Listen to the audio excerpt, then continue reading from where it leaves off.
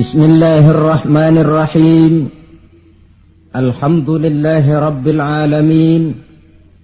Wassalatu wassalamu ala ashrafil anbiya'i wal mursalin, Sayyidina wa maulana Muhammadin wa ala alihi wa ashabihil mujahidin at-tahirin, amma ba'du. Bapak-bapak, ibu-ibu, saudara-saudara kaum muslimin yang berbahagia, sudah bukan merupakan rahasia lagi bahwa kemajuan ilmu pengetahuan dan teknologi modern telah mengantarkan masyarakat manusia kepada menikmati satu bentuk kehidupan yang lebih mudah dan lebih dekat dengan apa yang mereka harapkan. Dengan kemajuan ilmu dan teknologi, dunia telah dirubah oleh manusia seolah-olah dari sebuah daerah yang kosong menjadi kota-kota yang penuh dengan gedung-gedung pencakar langit. Apa yang bagi manusia yang hidup di masa lampau hanya ada dalam idealisme mereka, sekarang ini sudah bukan merupakan rahasia lagi.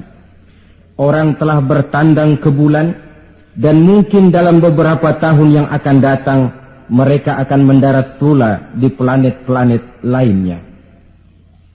Kekurangan tanah pertanian bisa diatasi dengan merubah gurun pasir yang gersang dan tandus menjadi areal pertanian yang subur. Hujan lokal dapat dibuat. Kekurangan air bisa diatasi dengan penyulingan air laut melalui proses kimiawi. Penyakit-penyakit akan berkurang dan hidup makin dekat kepada apa yang diharapkan. Pertanyaan yang paling mendasar ialah, sudah sampaikah manusia kepada kebahagiaan? Adalah benar, dengan kemajuan ilmu dan teknologinya, manusia mencoba menyingkap tabir rahasia alam ini. Namun tiap kali tabir rahasia itu terbuka, terbentuk pula misteri-misteri baru yang memerlukan jawabannya. Di pihak lain, kemajuan yang diperoleh itu telah melahirkan satu bentuk kehidupan di mana manusia mempunyai satu mitos bahwa seluruh persoalan kehidupan bisa dipecahkan dengan otak manusia. Maka aspek-aspek ketuhanan, mistik dan kerohanian mulai ditinggalkan oleh manusia. Saudara-saudara kaum muslimin yang berbahagia, maka sebagai efek dari kemajuan ilmu dan teknologi itu, kita melihat lahirnya kelompok-kelompok manusia yang otaknya penuh berisi ilmu pengetahuan modern, tapi jiwanya kosong dan hampa, merasa tidak puas dengan ini dan itu, walaupun hidup sudah serba ada dan serba cukup. Akibat lainnya ialah kerusakan terhadap alam. Kita maklum, manusia memulai orientasinya dengan tunduk kepada alam. Pada proses selanjutnya, manusia mulai mengadakan adaptasi, penyesuaian diri dengan alam.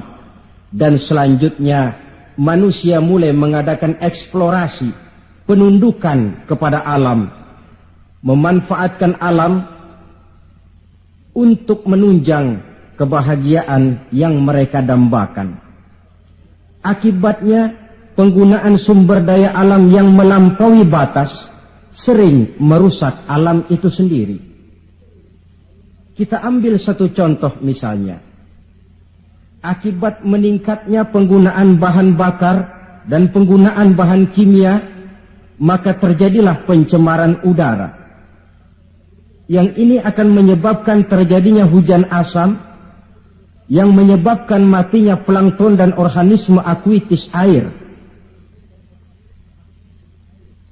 Di sisi lain kita melihat akibat percobaan-percobaan nuklir misalnya, yaitu rusaknya lapisan ozon di atmosfer yang akan menghilangkan perlindungan makhluk hidup terhadap sinar ultraviolet dari matahari, yang pada gilirannya ini akan menaikkan frekuensi daripada penyakit kanker.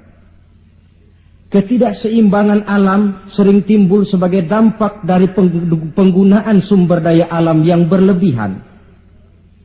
Akibatnya akan kembali kepada manusia itu sendiri. Alam memang tidak selalu ramah, memberikan begitu saja apa yang dibutuhkan oleh manusia. Tetapi alam juga bisa kejam kalau sumber daya yang dimilikinya dikuras secara berlebihan tanpa memperhatikan keseimbangan yang ada di dalamnya. Oleh karena itu, marilah kita mencoba melihat gejala-gejala alam yang sering kita dapati di dalam kehidupan ini. Alam merupakan ayat Allah, ayat yang tercipta oleh Allah. Manusia memang diperintahkan untuk memanfaatkan apa yang bisa dimanfaatkan dari alam ini, tetapi dengan tetap menjaga keseimbangan yang tidak akan menimbulkan dampak negatif bagi kehidupan manusia itu sendiri. Gejala alam sering tidak bisa dianalisa, tidak bisa dideteksi oleh kemajuan teknologi yang serba canggih ini. Bulan-bulan terakhir ini, gejala-gejala alam ini sering menimbulkan hal-hal yang lazimnya kita namakan dengan musibah. Gempa bumi di Tarutung yang belum selesai itu diatasi, menyusul dengan tanah longsor di Padang Panjang. Belum selesai tanah longsor diatasi orang, Bengkulu dihantam banjir, puluhan jiwa hanyut tanpa nyawa. Belum lagi bencana alam ini selesai, kebakaran pun timbul di mana-mana. Gejala apa semua ini? Ilmuwan mungkin akan menjawab, oh, kalau terjadi gempa bumi itu gejala alamiah, biasa proses pergeseran kulit bumi. Kalau ada tanah longsor, oh, itu karena memang karakter tanahnya yang labil. Salah manusia kenapa tinggal di situ? Mungkin merupakan gejala alamiah, kata para ilmuwan. Mungkin proses pergeseran kulit bumi, kata ahli geologi. Mungkin karakter tanahnya yang memang labil, kata orang yang ahli tanah. Mungkin karena alam sudah bosan bersahabat dengan manusia, kata Ebit. Kalau tidak percaya, silahkan tanya kepada rumput yang bergoyang. Mungkin. Tetapi pada pertemuan kali ini, saya ingin mengajak kita semua untuk melihatnya dengan kacamata agama. Saya katakan tadi bahwa gejala alamiah sering tidak bisa dideteksi oleh ilmu dan teknologi modern. Berbagai macam analisa, berbagai macam kesimpulan diambil orang setelah terjadinya bencana. Sebelum terjadinya bencana tidak ada orang bicara soal itu. Sebelum Tarutung dilanda gempa, tidak ada orang cerita macam-macam. Sebelum Padang Panjang dihantam longsor, tidak ada analisa orang tentang karakter tanah yang labil. Setelah banjir terjadi, gempa melanda, topan bertiup, barulah analisa pun bermacam-macam. Maka pada kesempatan ini kita akan melihat gejala ini dengan kacamata agama. Menurut agama, apapun yang menimpa kita lazimnya dinamakan musibah. Musibah ialah ma asaban nasu min khairin aw syarrin. Apapun saja yang menimpa manusia, baik itu merupakan hal-hal yang positif ataupun yang negatif, itu dinamakan musibah. Sesuatu yang menimpa manusia. Tapi dalam proses penggunaannya kemudian, musibah ini lebih ditujukan kepada hal-hal yang sifatnya negatif dan tidak diharapkan oleh manusia. Saudara-saudara kaum muslimin, musibah yang datang menimpa manusia itu bisa merupakan 3 kemungkinan. Kemungkinan pertama sebagai ujian. Kemungkinan yang kedua merupakan teguran. Dan kemungkinan yang ketiga bisa juga merupakan azab.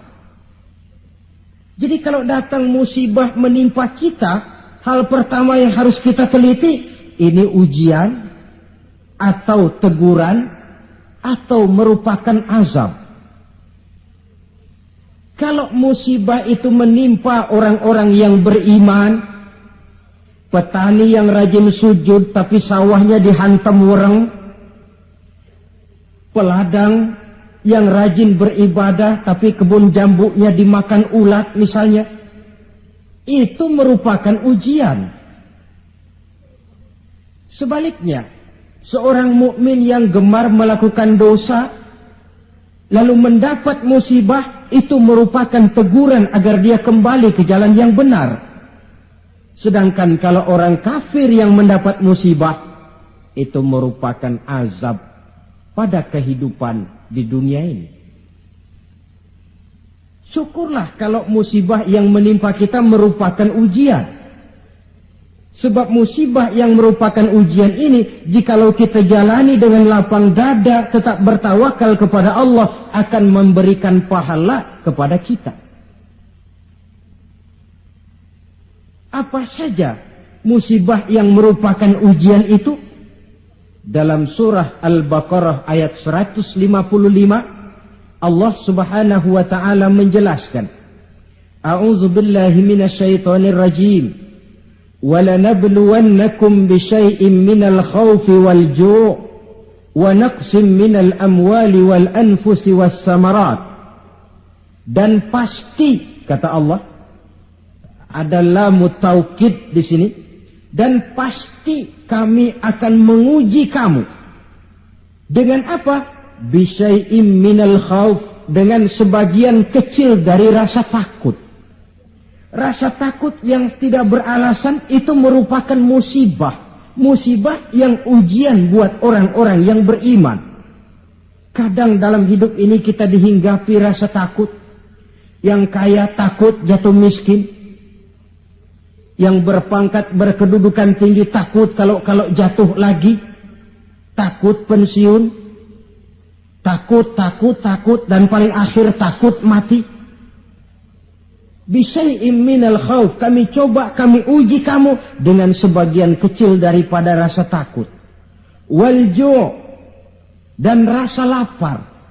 Kelaparan yang melanda dunia di Ethiopia misalnya, di Bangladesh misalnya, dan di belahan bumi-bumi lainnya.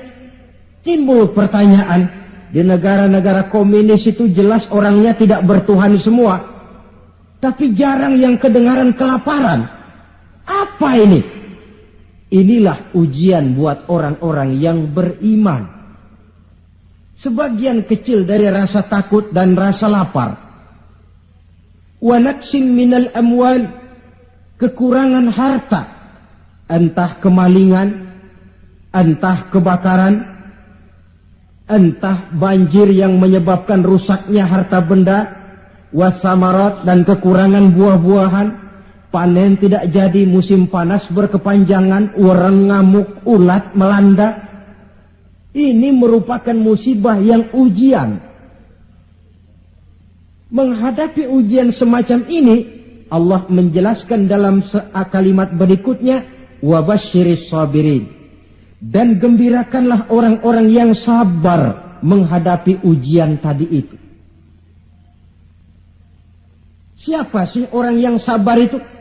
Dalam pengertian sehari-hari, maaf ya, kita sering salah kaprah dengan sabar ini. Menurut kita yang namanya sabar itu orang yang diem, ayem, nggelenggem, gak macem-macem, itu kita sebut sabar. Sudah ketahuan gak salah apa-apa, kepalanya ditampar orang, kelepak, diem aja. Temennya bilang, sampean gak salah ditampar kok diem. Saya lagi sabar.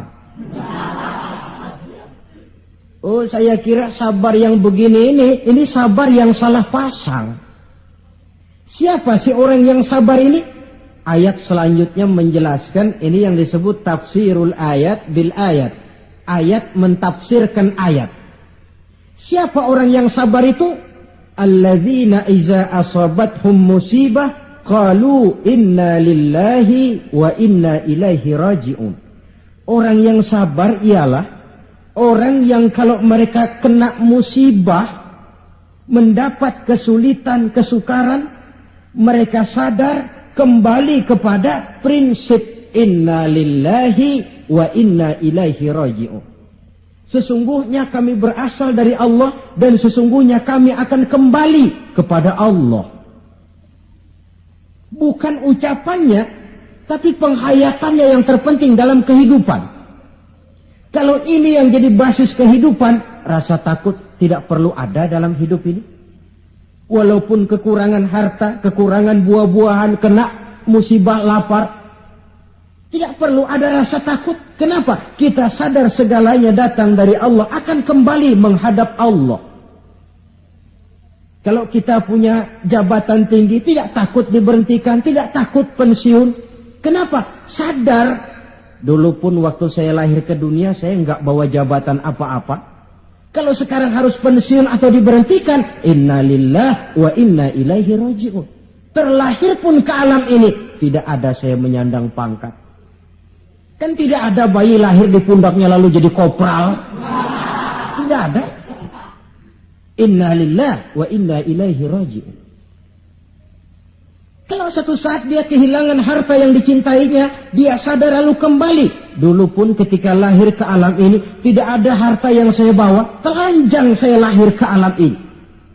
Ini namanya filsafat kehidupan yang paling mendasar. Segalanya datang dari Allah, segalanya akan kembali kepada Allah. Tanpa kesadaran ke arah itu, boleh jadi perasaan takut akan merajai hati kita. Si kaya takut miskin, si pangkat takut jatuh rendah ke bawah, dan selanjutnya, dan selanjutnya. Tapi orang yang sadar segalanya datang dari Allah, segalanya akan kembali kepada Allah, apa yang perlu dirisaukan? Apa yang perlu ditakutkan? Karena basis kehidupannya, dia pasrah. Segala yang saya punya, segala yang saya miliki dalam kehidupan ini, cuma titipan dari Allah. Kembali semuanya menghadap kepada Allah.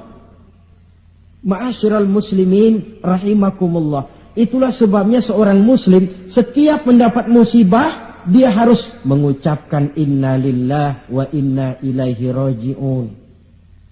Jangan macam kita ini inna lillahinya kalau ada orang mati saja. Sampai dulu dalam satu pengajian, seorang kiai tanya santrinya, kemana si fulan tidak datang?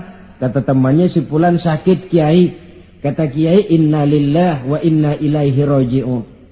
Temennya nyaut, kiai belum mati dia. Loh, kata kiai, sakit itu kan musibah. Setiap terkena musibah, orang dianjurkan, disunahkan mengucapkan inna lillahi wa inna ilaihi raji'un.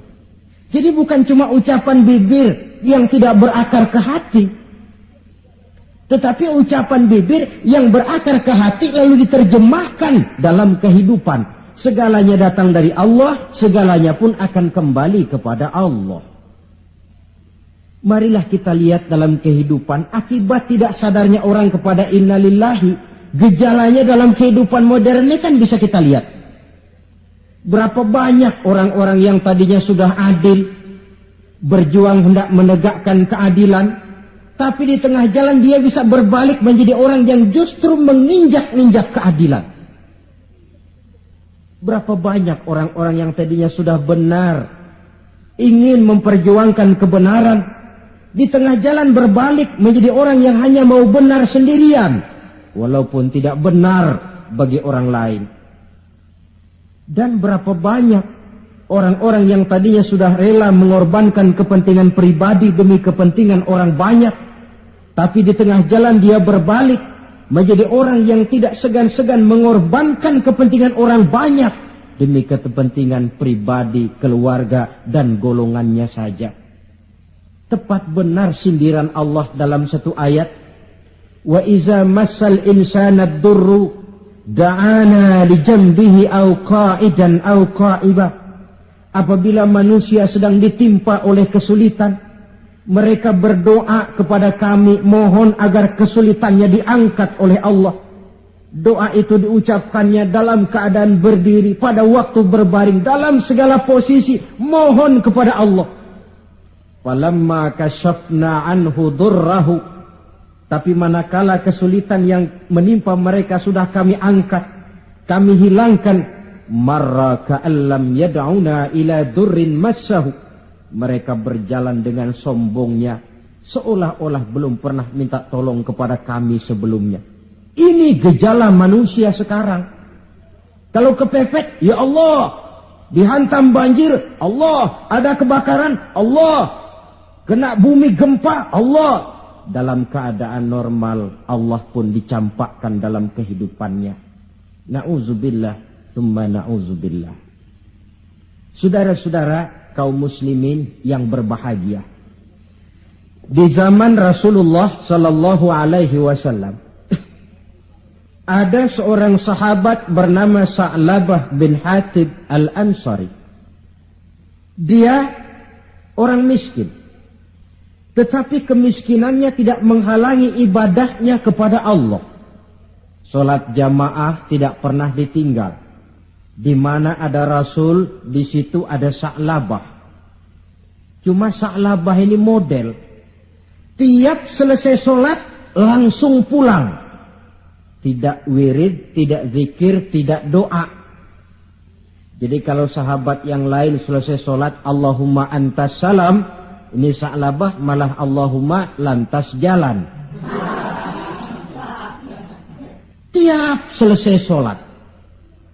Sampai satu hari baginda Rasul bertanya, Sa'labah, labaik ya Rasulullah. Kau ini macam orang munafik saja. Apa tidak penting wirid, zikir dan doa? Apa tidak betah kau di masjid? Sebab orang mukmin di masjid seperti ikan di air. Orang munafik di masjid seperti burung dalam sangkar. Ada enggak burung yang betah di kurungan? Enggak ada, keleperan mau keluar saja. Itu orang munafik di masjid. Panas enggak kerasan. Orang mukmin di masjid seperti ikan dalam air. Apa ada ikan yang enggak betah di air?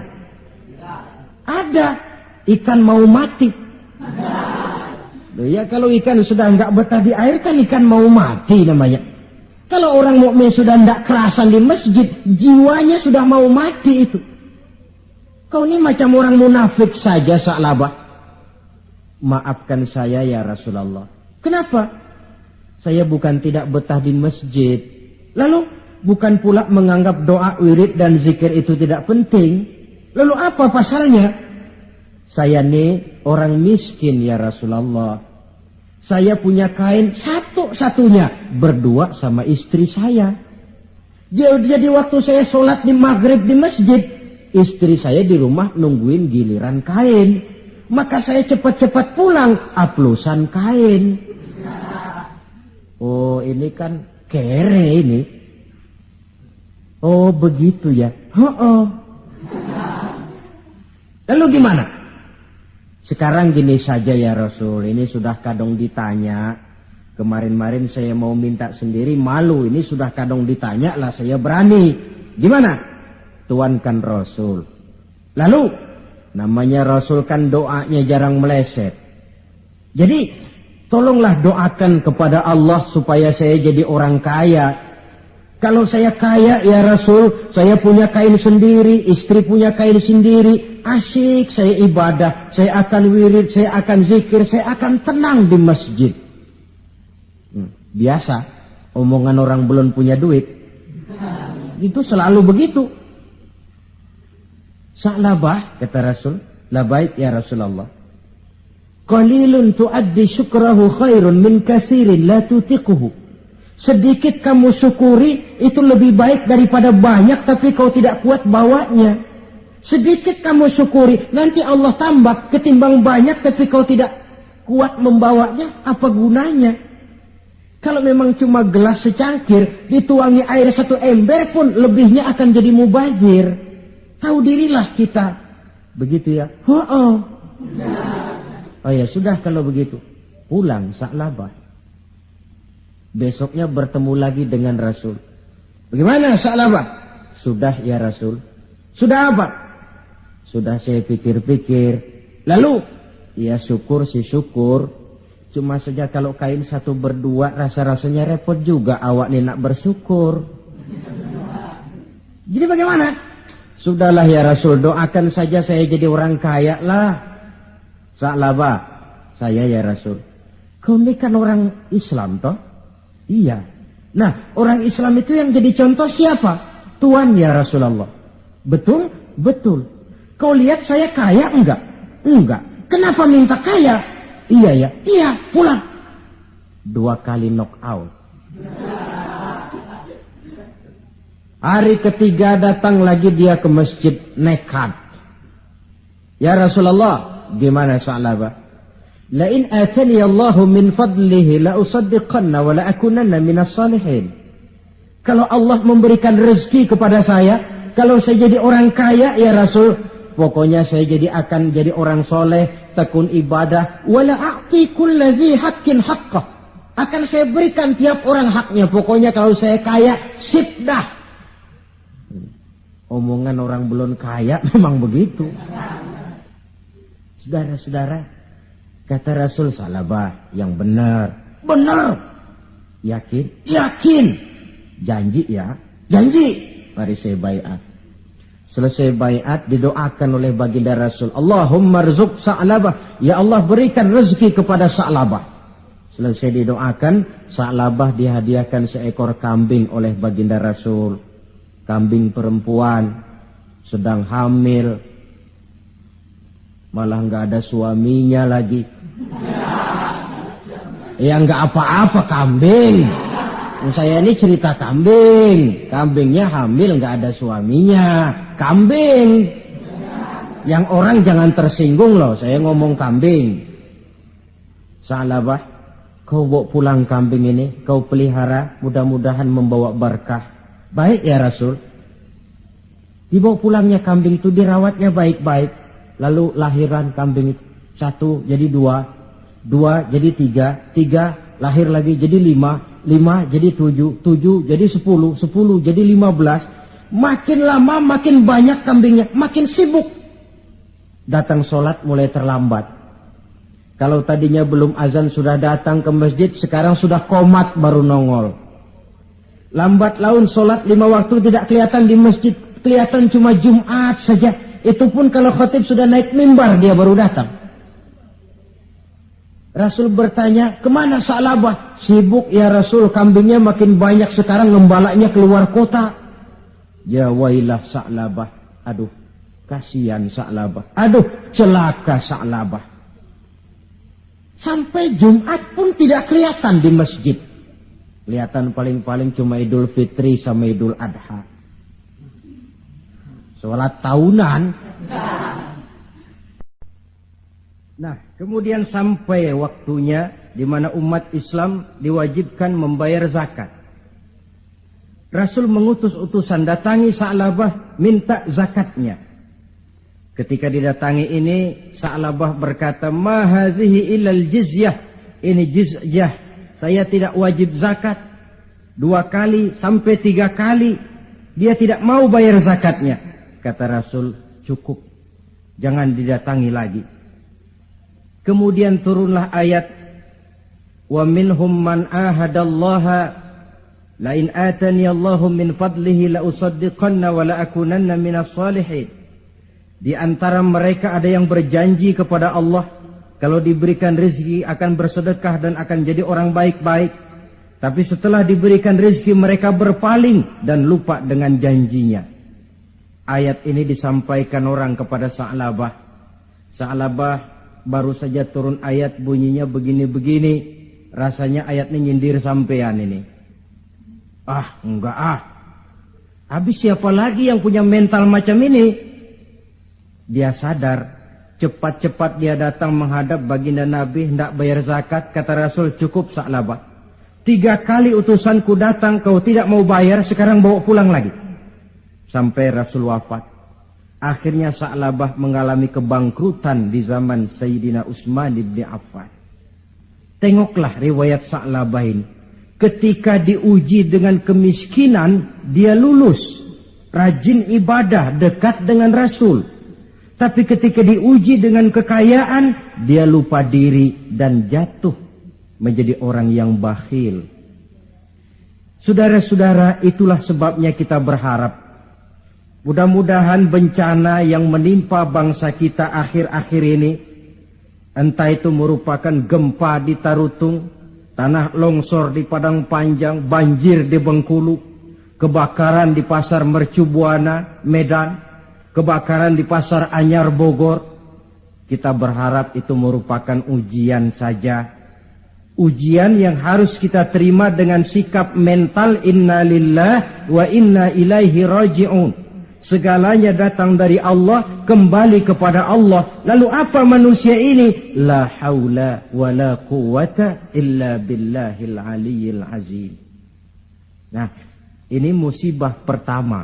Musibah merupakan ujian. Yang kedua, ada musibah itu yang merupakan teguran dari Allah. Bukan ujian, tapi teguran. Wong namanya ditegur, tentu karena orang lalai, lupa diri, lengah, sehingga perlu ditegur. Dalam surah Ar-Rum ayat 41, Allah menjelaskan, Zoharul fasadu fil barri wal bahri bima kasabat aydin nas. Telah bertebaran kerusakan di daratan dan di lautan dari sebab ulah tangan-tangan manusia. Liyuziqahum ba'dallazi amilu la'allahum yarji'un. Agar Allah memberikan kepada mereka sebagian daripada balasan akibat ulah tangan mereka sendiri. Mudah-mudahan dengan balasan dan teguran-teguran ini mereka kembali sadar, ingat diri dan bertaubat kepada Allah Subhanahu wa ta'ala. Telah bertebaran kerusakan di daratan dan di lautan dari sebab ulah tingkah pola tangan manusia. Di awal tadi sudah saya coba jelaskan sepintas.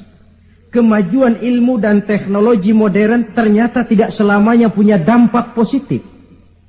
Juga dia punya dampak negatif yang berakibat kepada kehidupan manusia sendiri. Satu contoh misalnya. Sekarang ini kan orang mulai membuat apa yang disebut dengan rumah kaca. Kalau saudara berjalan melihat bangunan-bangunan tinggi, kan sudah ada yang seolah-olah semuanya ditutup dengan kaca.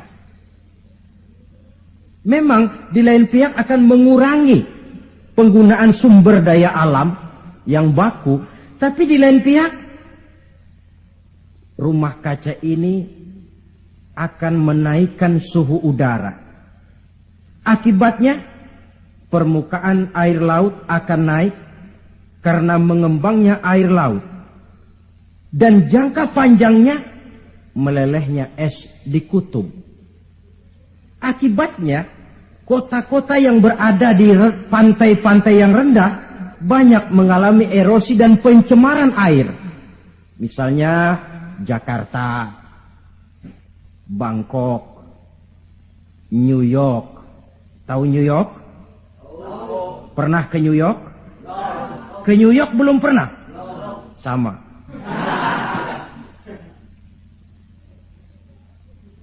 Lalu percobaan nuklir, taruh kata di bawah tanah. Tapi efek negatifnya tadi saya katakan, rusaknya lapisan ozon di atmosfer sana, di daerah Antartika, yang akan menghilangkan perlindungan makhluk hidup terhadap sinar ultraviolet dari matahari. Akibatnya frekuensi penyakit kanker makin meningkat. Keperluan akan bahan bakar menyebabkan manusia menebangi hutan semrawut. Erosi timbul, banjir melanda.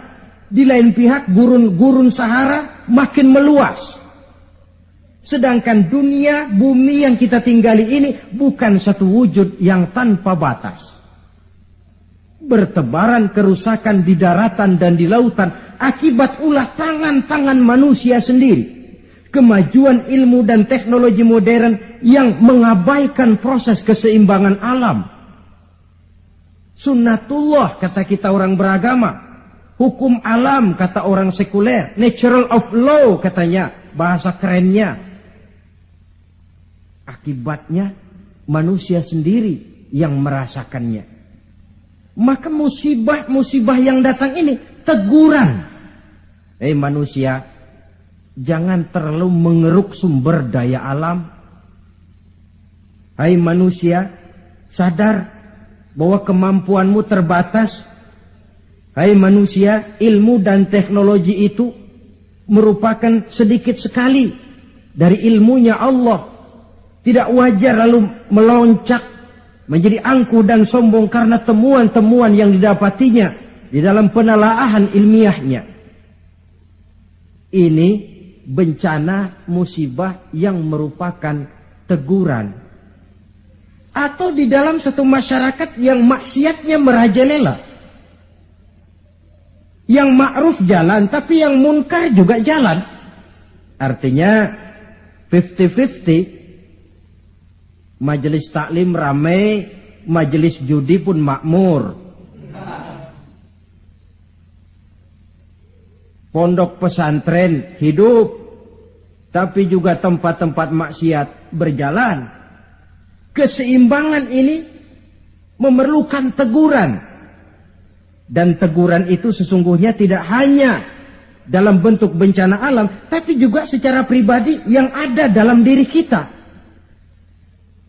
Kalau kulit mulai keriput, teguran itu, awas kereta mau berangkat.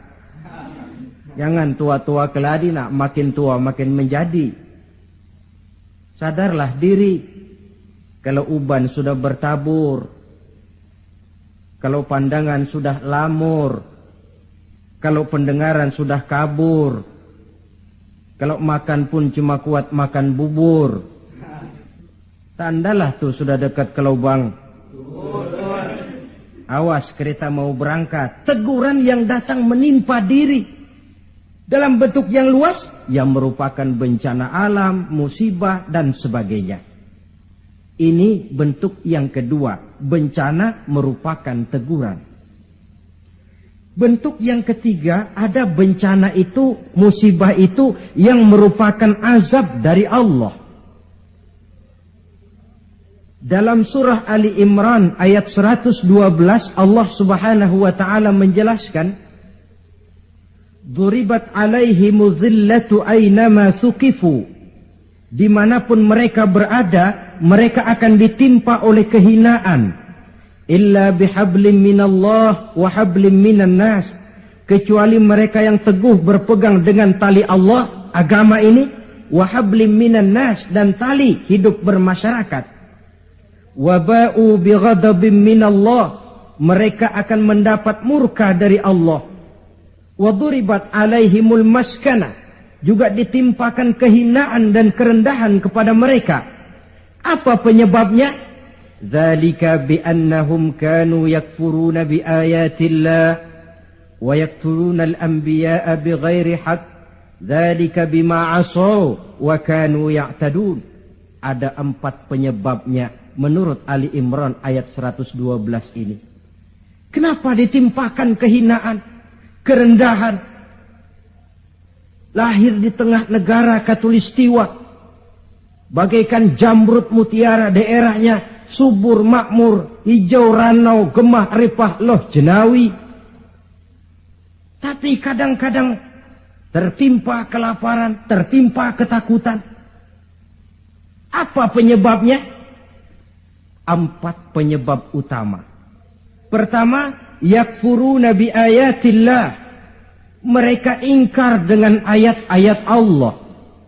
Baik ayat yang terucap oleh Allah yang kita namakan wahyu, Al-Quran, atau ayat yang tercipta oleh Allah, alam ini.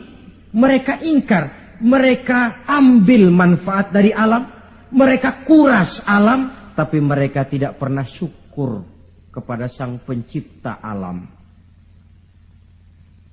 Kalau bahasa kasarnya kira-kira Tuhan kan jengkel.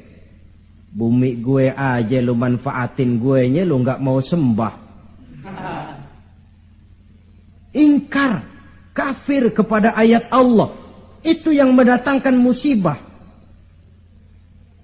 Dijelaskan dalam An-Nahl 112. Wa daraballahu mathalan qaryatan kanat aminatan mutmainnah. Allah memberikan satu contoh tentang kampung, kota, negara yang aman, tenang, tentram, damai. Ya'tiha rizquha raghadan min kulli makan. Rizkinya datang dari arah manapun saja. Apa saja ditanam tumbuh menghasilkan buah yang bermanfaat. Air mengalir dengan jernih. Sawah terhampar luas hijau menguning. Rempah-rempahnya tidak terkira lagi. Fakafarat bi an'umillah, tapi penduduknya ingkar kepada nikmat Allah. Apa yang terjadi? Fa'azaqahallahu libasal ju'i wal khauf bima kanu yasnaun. Akibatnya Allah hantam mereka dengan kelaparan dan ketakutan dari sebab ulah mereka sendiri. Jadi musibah yang merupakan azab itu datang, penyebab pertamanya orang kufur kepada ayat-ayat Allah. Baik yang terucap oleh Allah, yaitu wahyu, atau kufur kepada ayat yang tercipta oleh Allah, yakni alam yang terbentang ini.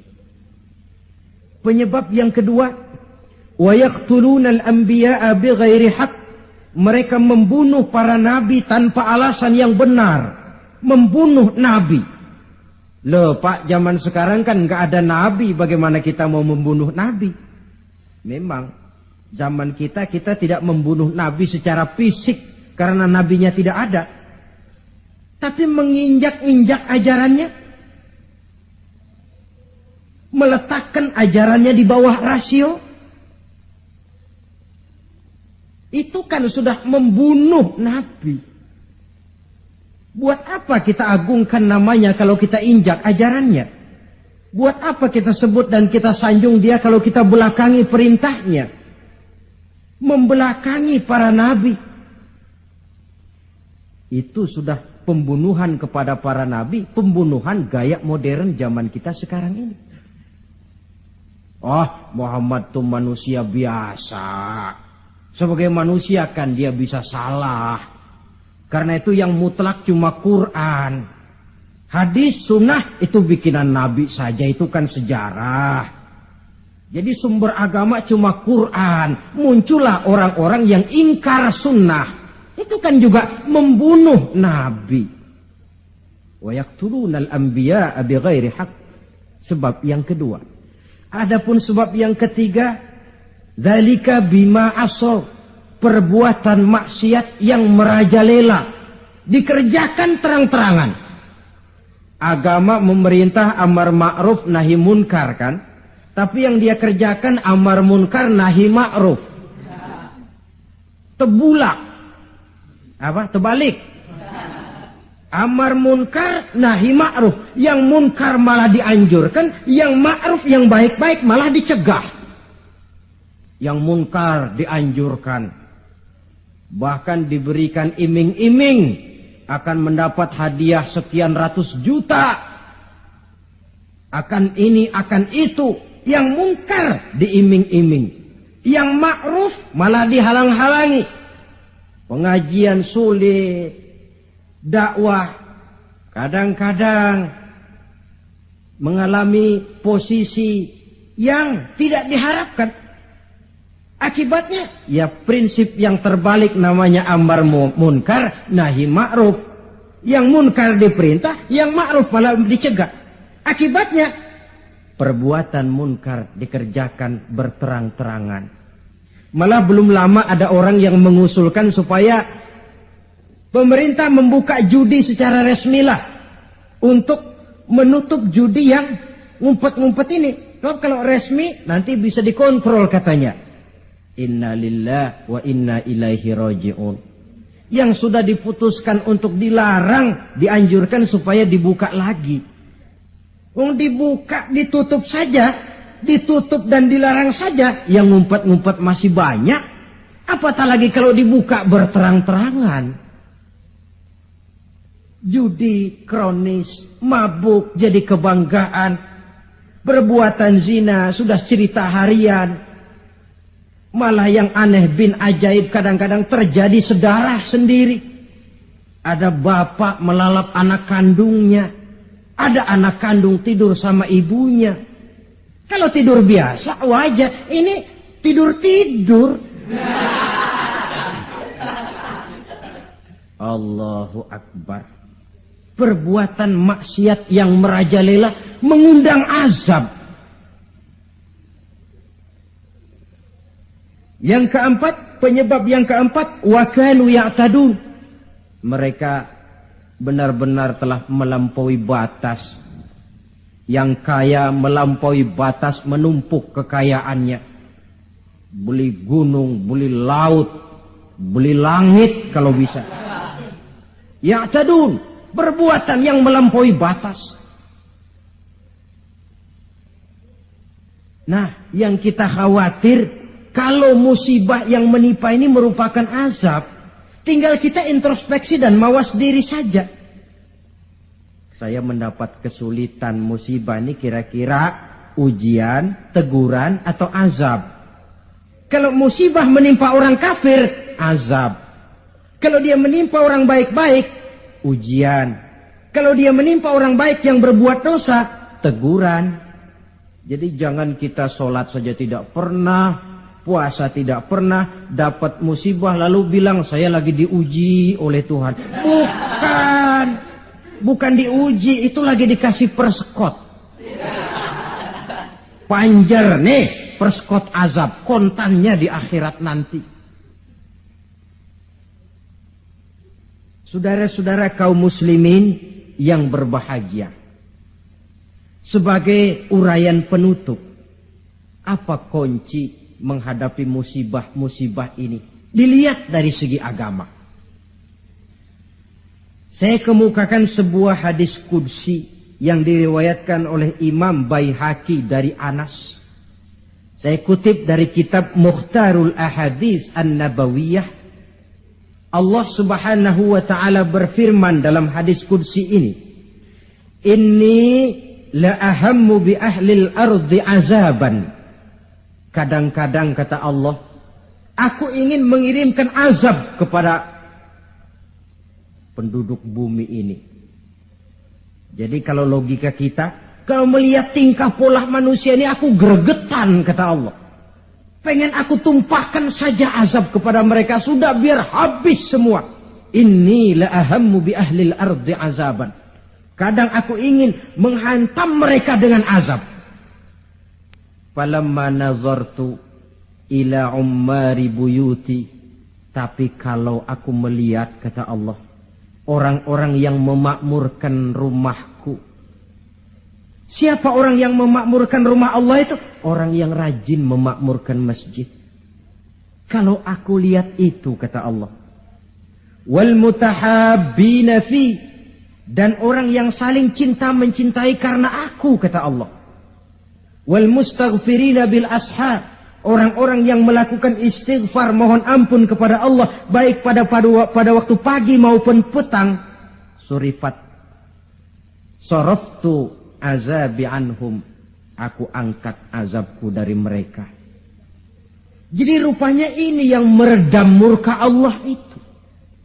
Allah sih maunya numpahkan azab, tapi begitu Allah melihat orang yang tekun memakmurkan masjid, rajin sujud, menghidupkan dakwah di masjid, orang yang saling kasih mengasihi karena Allah, orang yang mohon ampun di waktu pagi dan petang, azab itu, keinginan menyampaikan azab, aku tarik kembali, kata Allah. Jadi apa obat pertama? Makmurkan masjid. Jangan sebaliknya. Kalau orang sudah lebih penuh ke gedung bioskop daripada ke masjid,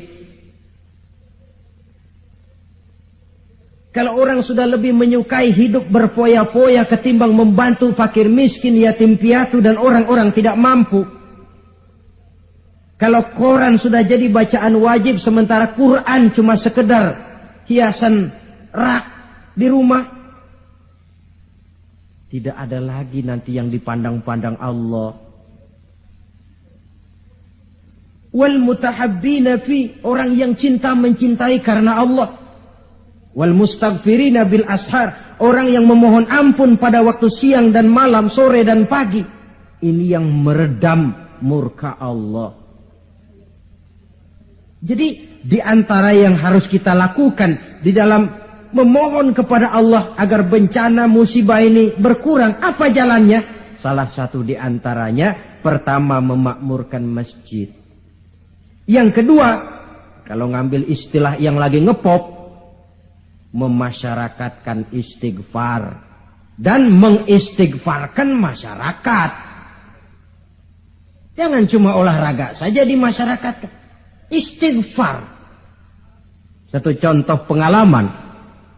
Beberapa waktu yang lalu kan Gunung Galunggung meletus toh. Meletus apa meletus? Meletus. Di kaki Gunung Galunggung, di desa yang namanya Kikisik, tinggal seorang ajengan, kiai kalau di Jakarta bilang, Ajengan Syadili. Beliau belum lama meninggal dunia. Orang lain pindah, beliau tenang saja di situ. Pesantren, masjid, komplek perumahan. Saya pernah berziarah ke tempat beliau pada saat gunung sedang aktif, meletus.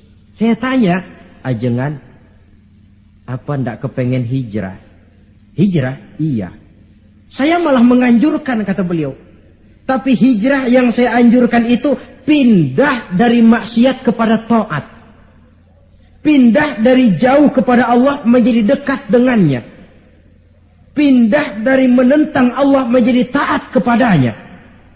Pindah dari malas ibadah menjadi rajin ibadah. Hanya dengan hijrah macam ini insya Allah Galunggung reda.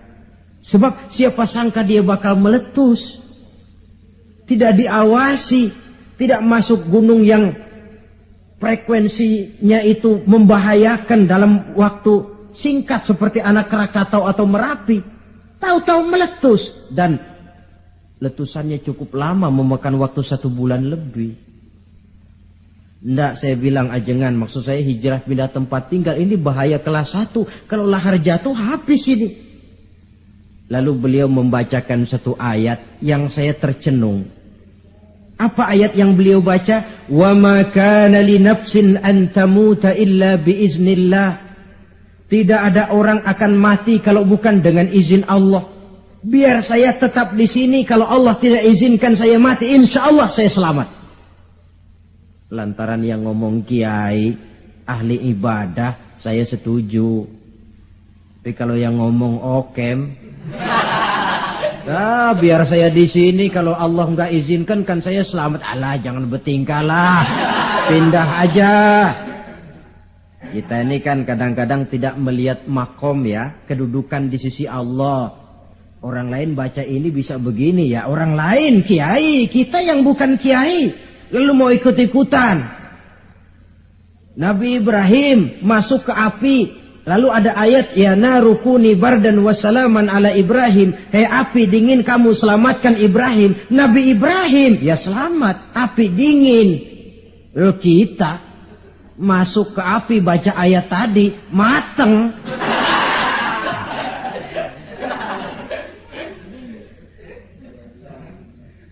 Dan memang lahar yang jatuh itu menyingkir. Rumah Pak Kiai itu dilewati saja oleh lahar, tidak masuk ke dalamnya. Ya Allah, saya teringat hadis qudsi ini. Orang yang tekun memakmurkan masjid, orang yang kasih mengasihi karena Allah, orang yang beristighfar di waktu pagi dan petang, dikala siang dan malam, di tengah maksiat melanda kehidupan, dikala orang lupa diri dan lupa daratan, hancur di meja judi, hanyut dalam botol-botol minuman keras, terlena di tempat-tempat pelacuran, dinina bobokkan oleh korupsi dan penyalahgunaan jabatan dan wewenang, dan segala macam perbuatan-perbuatan yang melampaui batas. Mereka yang tekun memakmurkan masjid, kasih mengasihi karena Allah, melaksanakan istighfar. Mereka ini yang meredam murka Allah. Disadari atau tidak, kita hutang jasa kepada mereka ini. Kalau tidak lantaran mereka, habis sudah digulung bumi ini. Ini menurut janji Allah dalam hadis qudsi. Karena analisa yang kita pegang ini, analisa agama. Saya tidak melihatnya dari analisa sosial, politik, kebudayaan, ekonomi. Tidak, memang di luar kemampuan saya. Disiplin agama mengajarkan kita begitu. Dengan kata lain, seharusnya kalau ada orang memakmurkan masjid, itu yang kita bantu.